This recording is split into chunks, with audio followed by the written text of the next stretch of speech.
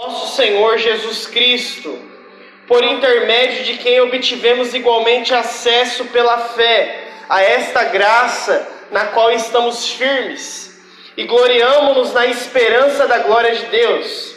E não somente isso, gloriamo-nos nas próprias tribulações, sabendo que a tribulação produz perseverança, e a perseverança experiência, e a experiência esperança. Ora, a esperança não confunde, porque o amor de Deus é derramado em nosso coração pelo Espírito Santo, no qual nos foi outorgado. Porque Cristo, quando nós ainda éramos fracos, morreu ao seu tempo pelos ímpios. Dificilmente alguém morreria por um justo, pois poderá ser que pelo bom alguém até se anime a morrer. Mas Deus prova o seu próprio amor para conosco, pelo fato de Cristo ter morrido por nós, sendo nós ainda pecadores. Logo, muito mais agora, sendo justificados pelo seu sangue, seremos salvos por ele da ira. Porque se nós, quando inimigos, fomos reconciliados com Deus mediante a morte do seu Filho, muito mais agora, já estando reconciliados, seremos salvos pela sua vida. E não apenas isto, mas também nos gloriamos em Deus, por nosso Senhor Jesus Cristo, por intermédio de quem recebemos agora a reconciliação. Amém? Pode sentar no seu lugar em nome de Jesus. Quero orar com você mais uma vez, amém? Feche os seus olhos. Pai, em nome de Jesus, te damos graça, Pai, pela tua bondade conosco, pela tua palavra. Pedimos, Pai, que o teu Santo Espírito interceda por nós. Que o Senhor, Pai, fale aos nossos corações a tua palavra. Que possamos aprender a recorrer ao Senhor e somente ao Senhor. Abra os nossos olhos espirituais, Senhor, para que nós possamos enxergar ainda mais do Senhor e da Tua Palavra, Pai, em nome do Teu Filho Jesus. Amém e amém.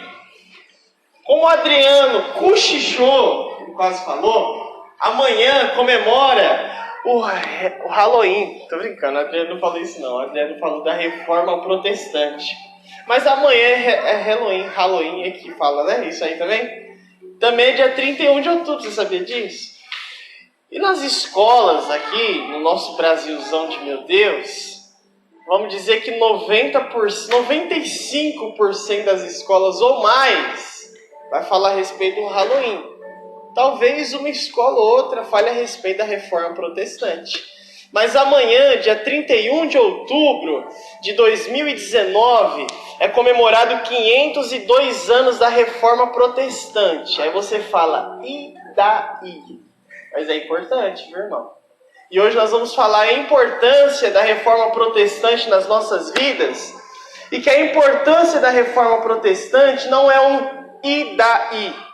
Isso tem muito a ver com a nossa vida hoje, com a nossa igreja hoje, com os evangélicos hoje. E o que seria talvez do mundo ocidental se não fosse a Reforma Protestante? Então, já de antemão, quero avisar para os irmãos que o que eu vou falar aqui no texto não é nada contra a Igreja Católica, amém? A Igreja Católica é uma igreja cristã, porém ela teve os seus erros no passado, muitos erros, e alguns erros doutrinários. Então o que nós falamos é história e fato. E porque eu, Rafael Alencar da Silva, obviamente, né, sou evangélico e não sou católico. Por quê?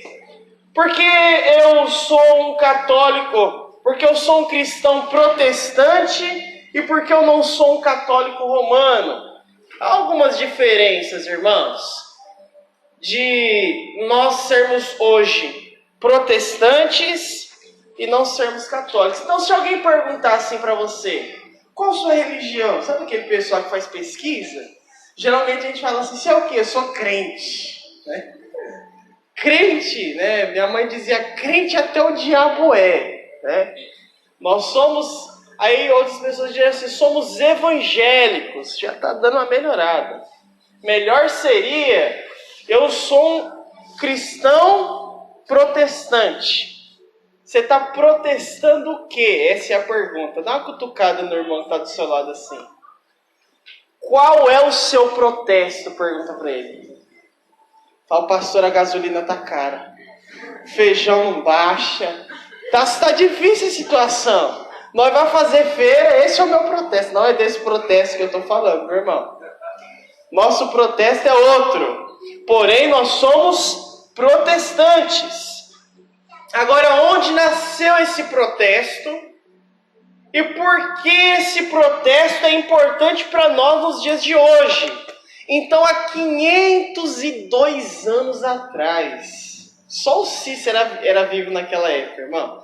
502 anos atrás, existia um monge católico, obviamente, que o nome dele era Martim Lutero, para nós aqui no Brasil, né? É Martin Luther o nome dele, né? Abrasileirando fica Martim Lutero. Seria a mesma coisa de Martin Luther King. Martin Luther King, os irmãos sabem, né? Martim Lutero, rei, né? Então, só para os irmãos saberem, a pronúncia é a mesma coisa. Esse monge, ele era um monge, ele vivia no mosteiro. E naquela época, quem vivia no mosteiro, ele queria conhecer mais de Deus. Ele ia ser um padre. Porém, antes disso, o pai dele pagou os estudos dele para que ele pudesse estudar, ele ia ser um advogado. Porém, teve um dia que ele estava andando por um caminho e começou a cair um monte de raio. Ele viu aquelas trovoadas, raios. Os irmãos aqui em Pernambuco não sabem o que é esse negócio de raio não, né? Uma vez ou outra dá um raiozinho, os irmãos falam, meu Deus! Mas em São Paulo parece que vai abrir, caiu o mundo assim, ó. Parece que caiu um raio lá na rua da minha casa que abriu um buraco. Você acredita, irmão? Abriu um buraco no chão, um raio que caiu. Caiu mesmo, um raio assim. E nesse negócio de estar caindo os raios, Lutero ficou com muito medo. E ele fez uma promessa a uma santa, eu não sei qual é a santa, será a Santa Isabel, vou dizer que é. E ele falou assim, se eu sobreviver a essa tempestade, eu vou ser um monge. Olha que bicho doido. Cada uma chuva, ele virou monge. Mas Deus já tinha escolhido ele, irmão. Deus já tinha escolhido ele para uma obra muito maior do que ele imaginava. E voltando, ele entrou no mosteiro, começou a estudar. E o pai espiritual dele falou o seguinte, Lutero, você tem muitas dúvidas no seu coração, eu vou fazer o seguinte, eu vou deixar que você vá até Roma, né? Roma era a capital do catolicismo, até hoje é, onde fica o Papa, onde tem a Basílica de São Pedro, né? Lá em Roma, na Itália. Falou, você vai para lá. Ele ia sair da Alemanha, lá para Roma, para ele conhecer, né, a fé católica mais a fundo. Quando ele conheceu a fé católica mais a fundo, ao invés dele se tornar mais católico, ele ficou mais mal, mais deprimido. Ele falou, meu Deus, o pessoal fica adorando imagens. Lá tinha santo para tudo. Vendia santo para tudo. E tem um filme, se você procurar, uma das coisas que mexeu com ele era as indulgências. O que era indulgência? Era um documento que a Igreja Católica dava a você. Se seu pai morreu, ou se seu avô morreu, e ele não morreu crente, você pagava um valor, ele te dava uma carta dizendo que agora o seu avô estava no céu, ou que o seu pai estava no céu. Hoje, nós ouvindo essas coisas, você fala, não, pastor, essas coisas não existiam, não. Não existia, irmãos. E a frase era o seguinte, cada vez que cai uma moeda no cofrinho, é uma alma que sai do purgatório. E eles pegavam aquele documento, tinha que subir a escadaria de joelhos, orando Pai Nosso. E naquilo que ele estava subindo, ele falou, não está fazendo sentido. Porém, entretanto, todavia, o que ele não tinha acesso, irmão? Ele não tinha acesso a uma Bíblia. E o acesso que ele tinha era uma Bíblia em latim. Então, quem é que podia ler a Bíblia? Quem falava latim. As missas eram realizadas em latim, como existem algumas igrejas católicas aqui ainda hoje. Tem alguns pedaços da missa que são feitos em latim. Então, ele precisava saber latim. Ele sabia, porque ele era um monge, estudou para isso. Porém, toda a Alemanha vai ler a Bíblia como, irmão? Tem Bíblia lá em alemão? Não. Tinha Bíblia em português? Não.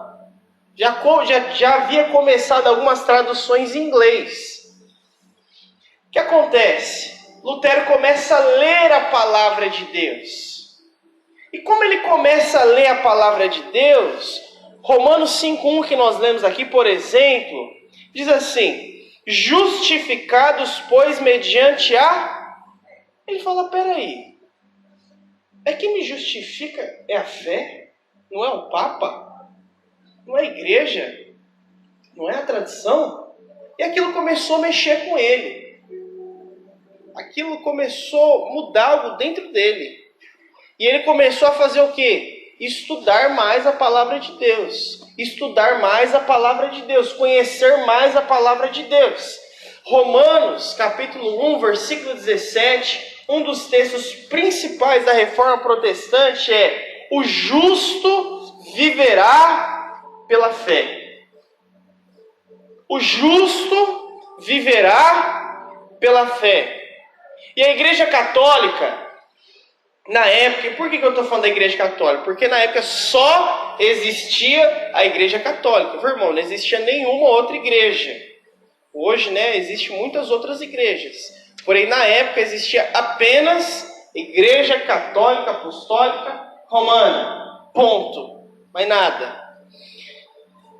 E para a Igreja Católica existem 3 autoridades. Existe a autoridade da Bíblia, existe a autoridade do Papa e existe a autoridade da tradição. Quantas autoridades, irmãos? 3. A Bíblia, o Papa e a tradição. Para eles, o Papa é o vicário de Cristo, ou o sucessor de Jesus. Por isso, qualquer coisa que o Papa falar, aquilo tem que ser acatado. Porque o Papa, ele é sucessor de Jesus na terra. É assim que o católico entende.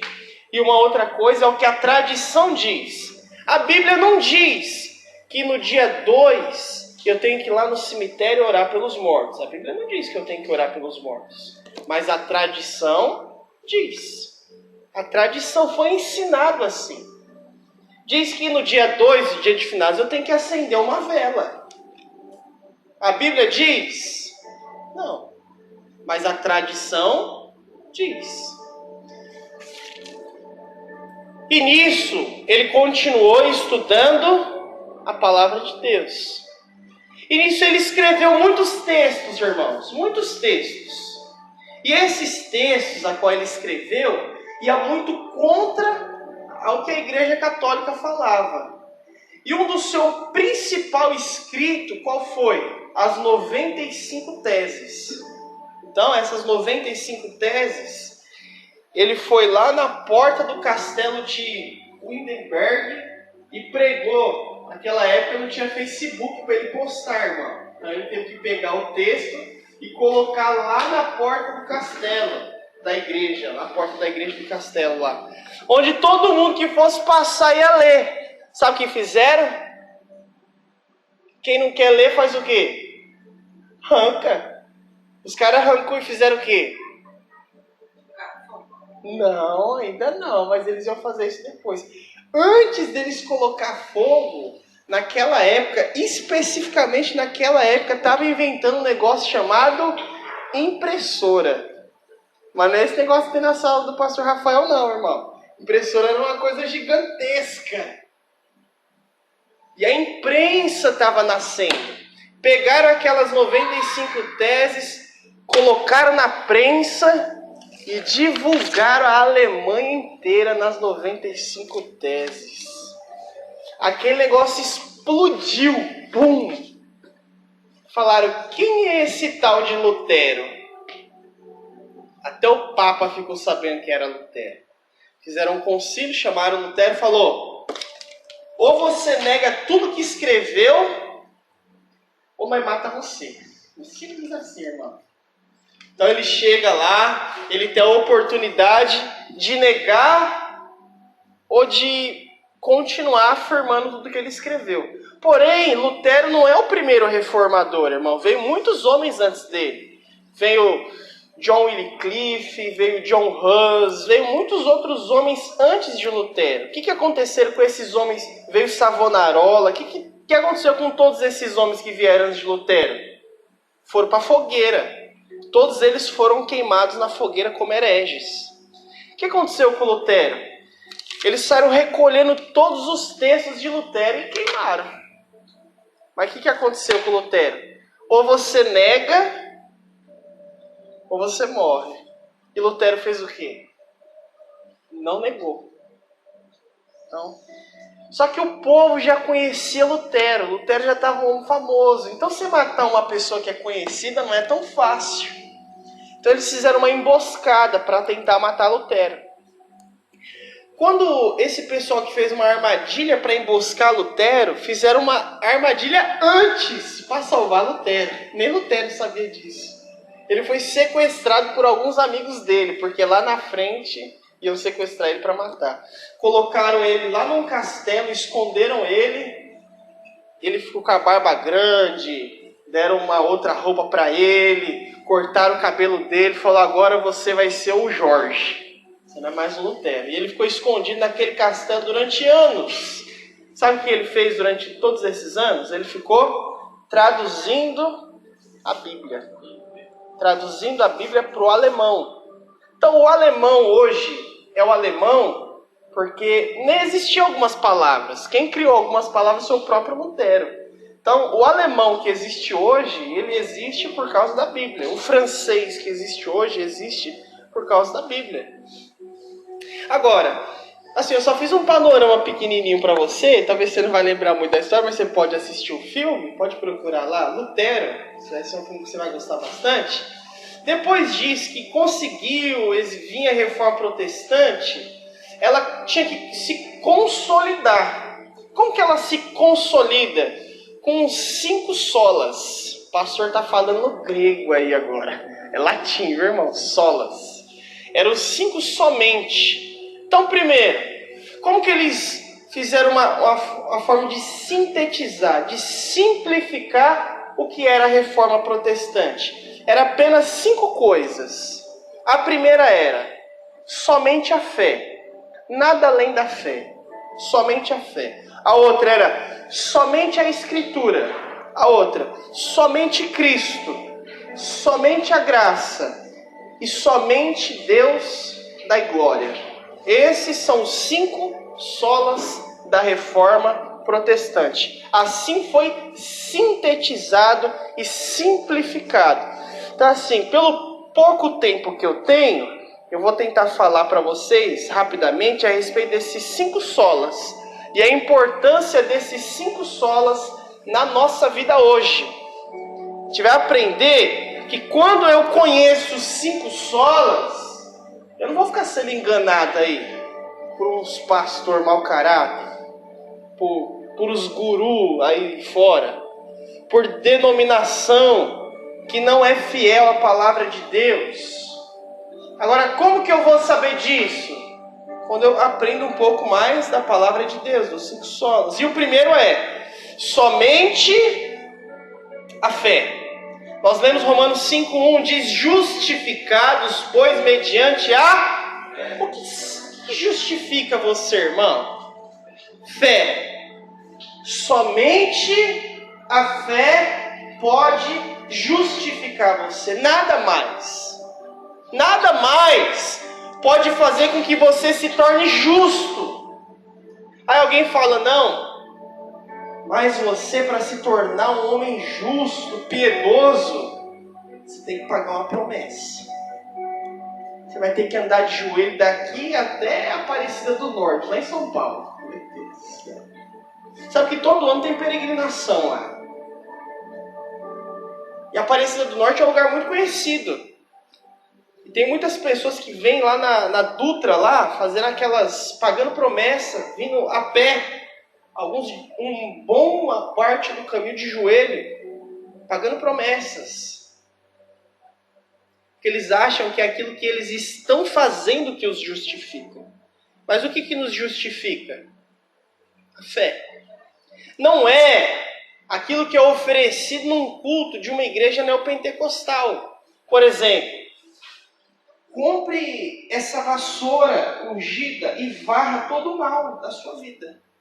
É isso que vai varrer o mal da minha vida? O que vai acabar com o mal da minha vida? A fé. Compre esse sabonete e limpe as impurezas da sua vida. É o sabonete que vai tirar a impureza da minha vida, irmão? Pegue essa rosa, porque ela está ungida. Coloque ela na sua casa. Depois que ela murchar, você tira ela. E ela está murchando por causa do mal que está dentro da sua casa. Ela está murchando porque tem que murchar uma hora, irmão. Você pode colocar em qualquer lugar que ela vai murchar. Você está entendendo onde eu quero chegar? Então, entenda bem aqui, viu, irmão? O meu propósito não é fazer crítica a lugar nenhum. O que eu quero é que vocês aprendam a palavra de Deus. Que você é justificado pela fé. É a minha fé em Deus. E não a minha fé nas coisas, nas pessoas, no acaso. A minha fé deve estar depositada somente em Deus, somente em Cristo. E nada mais. Se a sua fé está sendo depositada em coisas, isso é idolatria, isso é pecado. Se você deposita a sua fé em homens, isso é idolatria, isso é pecado.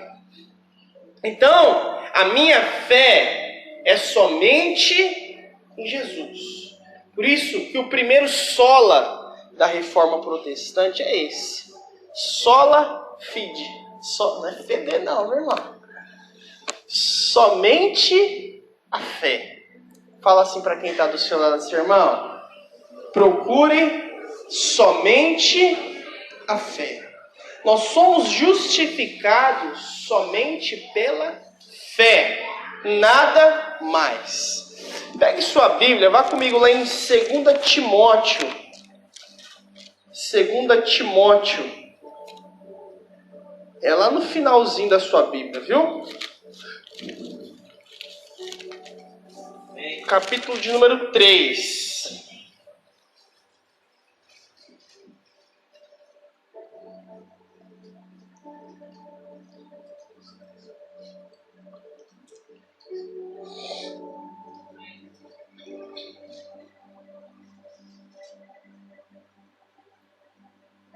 Amém. 2 Timóteo 3, nós vamos lendo o versículo de número 16. Se você não achou, escuta para mim, escuta eu que eu vou ler para você, amém? Depois você encontra. 2 Timóteo 3,16. Toda a Escritura é inspirada por... O que é inspirado por Deus? A palavra do pastor Rafael? O que é inspirado por Deus? As canções que a gente escuta? Isso que é inspirado por Deus? O que é inspirado por Deus? Toda Escritura é inspirada por Deus, útil para o ensino, para a repreensão, para a correção, para a educação na justiça, a fim de que o homem de Deus seja perfeito e perfeitamente habilitado para toda boa obra. Outra coisa a respeito da reforma protestante é o sola escritura, ou somente a escritura. Olha aqui, uma das coisas principalmente que nos difere é esse ponto. Somente a escritura. Somente a escritura é nossa regra de fé, nada mais. Não, mas o meu apóstolo falou. Eu não quero saber o que o seu apóstolo falou, eu quero saber o que a Bíblia diz. Não, mas o Papa falou. Eu não quero saber o que o Papa disse. Eu quero saber o que a Bíblia diz. Porque o homem, ele é falível. Mas a palavra, toda a palavra, ela é inspirada por Deus. Por isso, irmãos, o grande perigo, o erro começa quando você começa a dar mais ouvido a homens do que a palavra de Deus. Eu já vi pessoas fazendo doutrina em cima de música. Tem música, irmão, que é gospel, não é bíblica. Tem música que uns crentes escrevem que não tem a ver com a... Ah, não, mas como diz aquela canção, eu não quero saber o que a canção diz. A não ser que a canção diga o que diz a palavra de Deus. Porque tem muita música boa, viu, irmão? Que é baseada na palavra de Deus. Agora, quando a música é até legal, tem um ritmo legal, mas se ela não está de acordo com a palavra de Deus, não é ela que eu quero cantar. Porque o que eu quero é a Escritura. E o que tinha muito naquela época é o que o Papa dizia.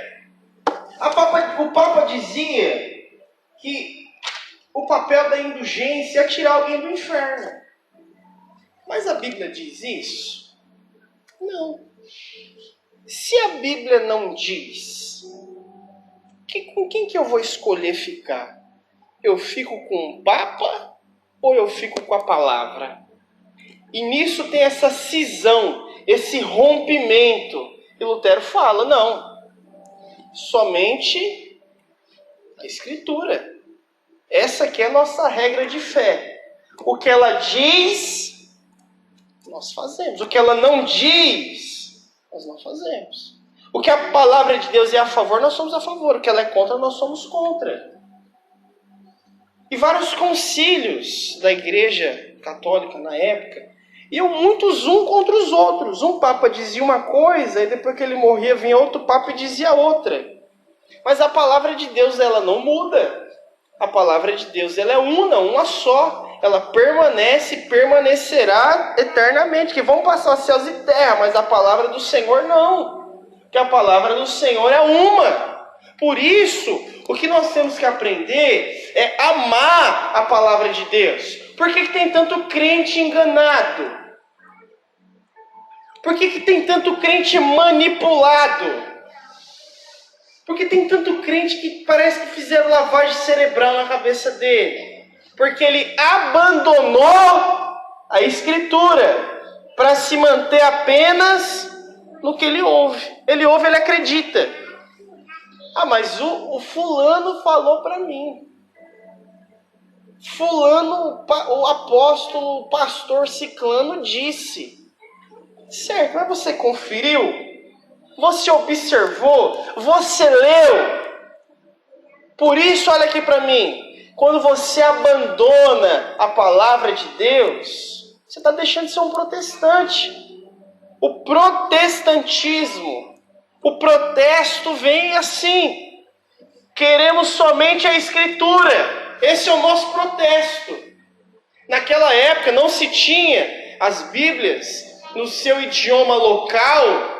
Quando as pessoas conseguiram a Bíblia no seu idioma, o que elas iam fazer? Faltava engolir a Bíblia. Eu tenho uma Bíblia. Hoje em português, a gente tem diversas Bíblias em português. Diversas versões em português. Ame a palavra de Deus. Conheça a palavra de Deus. Se alimente da palavra de Deus. Eu vou ler uma porção nova hoje da palavra de Deus. Eu vou me alimentar um pouco mais da palavra de Deus. Porque quando você lê, Deus fala com você também. É lógico que vai nos surgir muitas dúvidas. Mas Deus fala conosco. Nós vamos aprender muito. E aqueles, irmão, eu digo isso. Aqueles que amam a palavra de Deus, que conhecem a palavra de Deus, eles não vão frequentar qualquer igreja. Espera aí. Eu sou daquele cristão protestante que diz só a Escritura. Somente a Escritura. Somente a palavra. eu estou vindo nessa igreja aqui agora. Mas esse negócio aqui não tem muito só a escritura, não. Tem a escritura e mais um pouquinho de outra coisa. Tem a escritura mais isso aqui. Não é isso que a gente quer, não. Eu quero sola escritura. O que você está falando? Eu acho. O que você acha, eu não estou nem aí. Não quero saber o que você acha. Eu quero saber o que a palavra de Deus diz. Quando nós subimos aqui ao púlpito, eu não venho dar minha opinião local, minha opinião política. O que eu venho fazer aqui é falar da palavra de Deus, somente. Esse tem que ser o nosso propósito, ser interlocutor, ser o pregador, é apregoar, é falar a palavra de Deus, e somente a palavra de Deus. E aquilo que vem e não está na palavra de Deus, não precisa. Não precisa. Por exemplo, se eu chegar aqui e dizer, irmãos, agora nós somos a igreja e todo mundo tem que vir com a camisa verde. Tá salva, tá meia salva, tá salva. O azul tá salvo. Nem eu tô salvo, né? Tinha que ser verde. E a partir de hoje tem que ser assim. Porque eu recebi uma voz do céu que falou comigo. E eu sou ungido de Deus. E agora vocês têm que ouvir o que eu estou dizendo para vocês. A partir de hoje, todo culto você tem que vir de camisa verde. Que negócio de doido. Mas ele é ungido de Deus. Tem que ouvir o que ele está dizendo. Você acha que essas coisas não acontecem, irmão? Acontece. Para nós parece exemplo bobo, mas é lógico que isso acontece com outras coisas. Por isso, o que você tem que se apegar não são pessoas, não são o que as pessoas dizem, mas é conferir o que diz a palavra de Deus.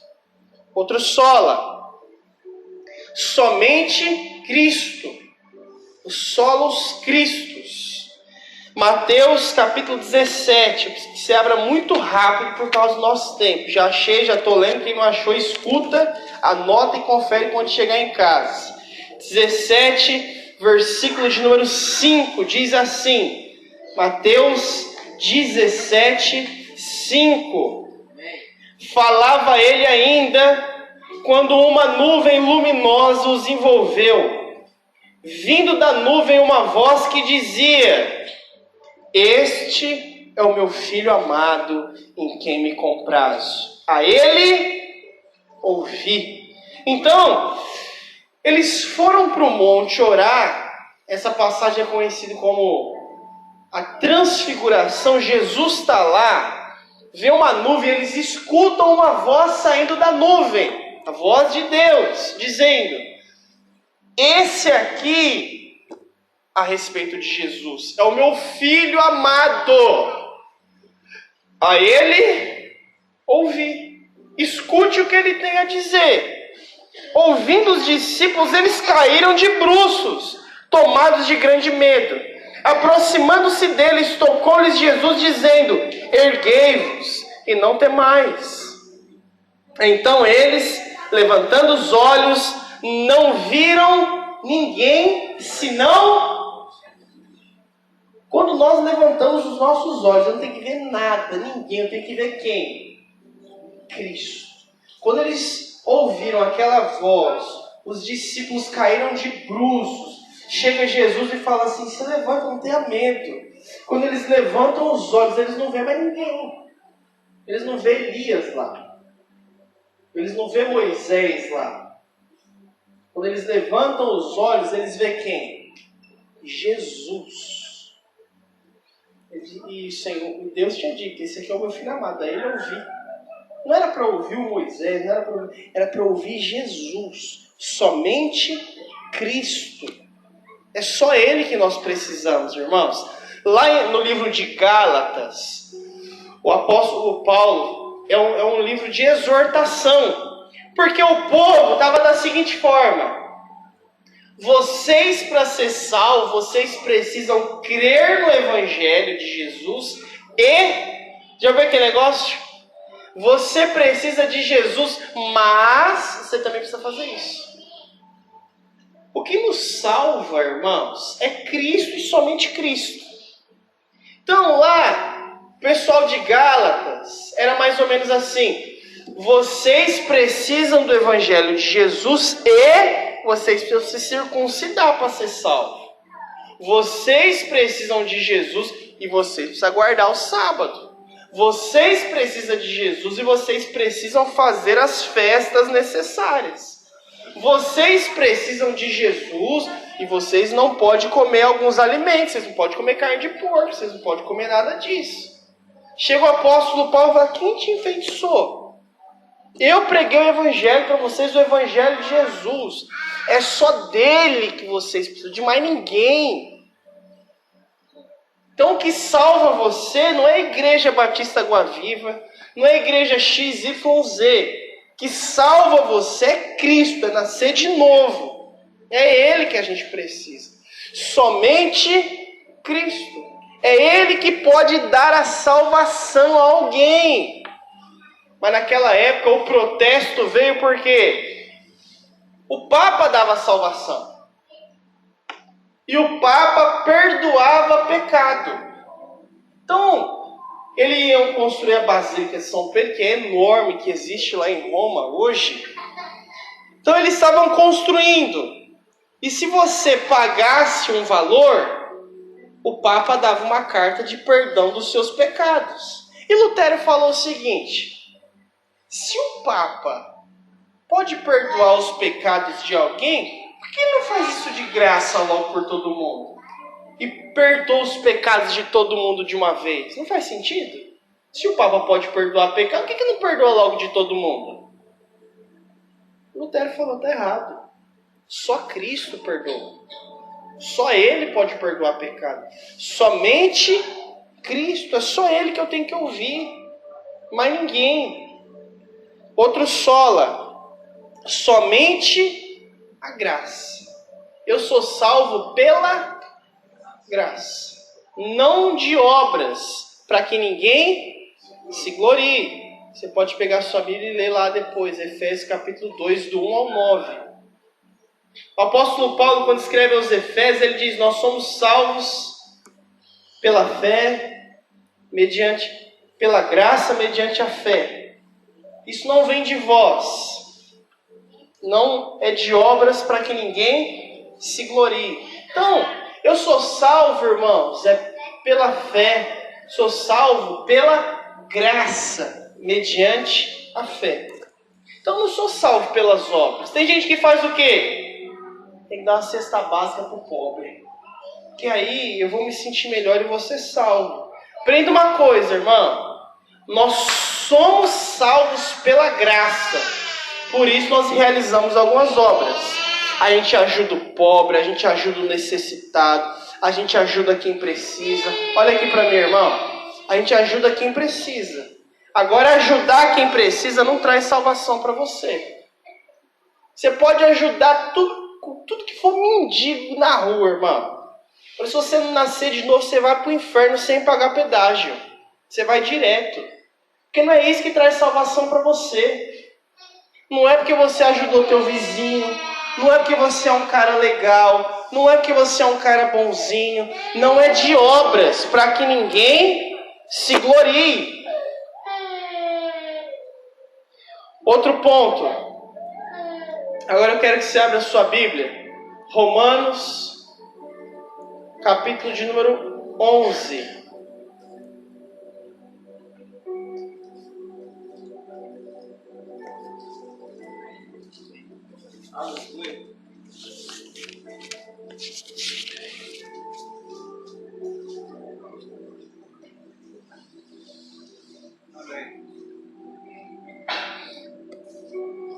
Romanos 11. Só para nós fecharmos aqui o ponto da graça, é de nós entendermos que o que nos traz salvação é Jesus. E Ele dá isso para nós como? De graça. Ninguém pode cobrar isso de você. Nós recebemos a salvação de graça. pela graça. É um favor imerecido de Deus. Ninguém pode comprar isso. Ninguém. Você pode ter todo o dinheiro do mundo, mas isso não vai poder comprar uma salvação para você. A salvação, ela vem exclusivamente pela graça. Então eu não posso chegar lá no céu e falar assim: Senhor, estou salvo. Aí o Senhor fala: pode entrar, filho. Eu falei: graças a mim também, né, Deus? Porque se não fosse eu naquela terra, naquele mundo lá, eu sou um cara também que tem que ver meu lado também, né? Eu fiz minha parte. Tem aquele ditado lá que fala: faça a sua parte, eu te ajudarei. Não, isso é só um ditado, meu irmão. Que a palavra diz que é pela graça. É pela graça que você é salvo. Então não tem o que você faça para que você possa ser salvo, a não ser crer pela fé e se arrepender. Por último, Romanos 11, versículo 33, diz assim: ó profundidade da riqueza, tanto da sabedoria como do conhecimento de Deus. Quão insondáveis são os teus juízos e quão inescrutáveis os teus caminhos. Quem, pois, conheceu a mente do Senhor? Quem foi seu conselheiro? Ou quem primeiro deu a ele para que ele venha a ser restituído? Porque dele, por meio dele e para ele são todas as coisas. A ele, pois, a glória eternamente. Amém. Isso é doxologia. É um louvor a Deus isso aqui, irmãos. Do 33 ao 36, chama doxologia. É uma adoração, é louvor a Deus. O apóstolo Paulo em Romanos, ele fala: ó profundidade da riqueza, tanto da sabedoria quanto do conhecimento de Deus. Quão insondáveis, não dá para sondar. Não dá para sondar quais são os juízos de Deus, o pensamento. Não dá para você medir o pensamento de Deus. Ele fala: quem foi que conheceu a mente do Senhor? Quem foi conselheiro de Deus? Ninguém foi conselheiro de Deus. Ninguém pode conhecer a mente do Senhor. Quem foi que primeiro deu a ele para que venha ser restituído? Ou quem foi que deu alguma coisa para Deus que possa cobrar? Todas as respostas dessa pergunta são não. Por isso que ele diz: porque dele, por meio dele e para ele são todas as coisas. A ele a glória eternamente. Amém. Por isso que o último sola é glória somente a Deus. Ou só lhe deu glória. Glória somente a Deus. Ou somente a Deus dai glória. A glória de Deus, a palavra de Deus diz que ele não divide a glória dele com ninguém. A glória de Deus é de Deus. Por isso que a gente fala assim pro irmão: glória a Deus pela sua vida, meu irmão. Quando você está dizendo glória a Deus pela sua vida, meu irmão, eu estou glorificando a quem? A Deus. Meu irmão, glória a Deus pela sua vida. Isso é uma bênção. Mas não esquece, a glória não é dele não. Ele não tem glória nenhuma nisso. A glória é dele. Irmão, glória a Deus que você fez isso por mim. Não esqueça de usar o glória a Deus como quem realmente está querendo dar glória a Deus. Porque a glória é de Deus. A glória não pode ser dada a homem. A glória não pode ser dada a papa, a apóstolo, a presbítero, a pastor, a líder, a ninguém. A glória de Deus é de Deus. Deus não divide a sua enorme glória com ninguém. O poder é todo dele. A majestade é toda dele. É ele que está no alto e sublime trono, e somente ele.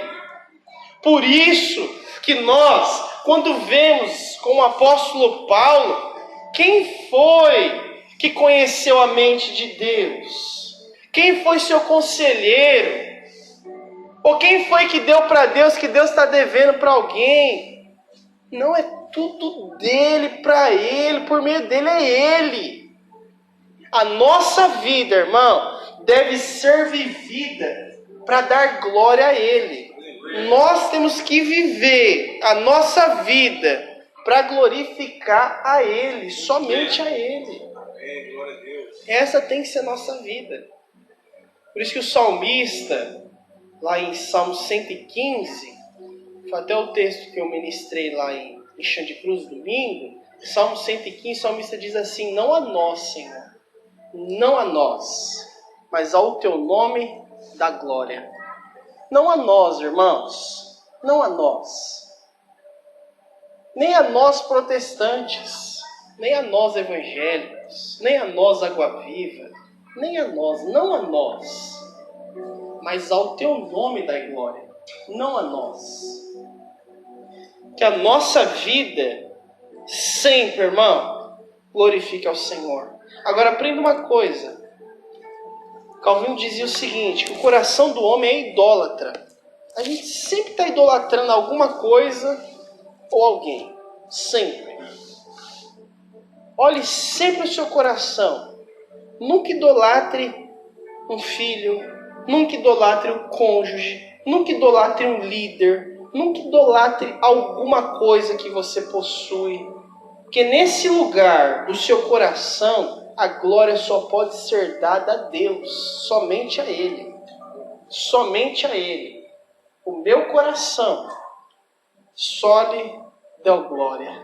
Amém? Amém. Vamos ficar de pé.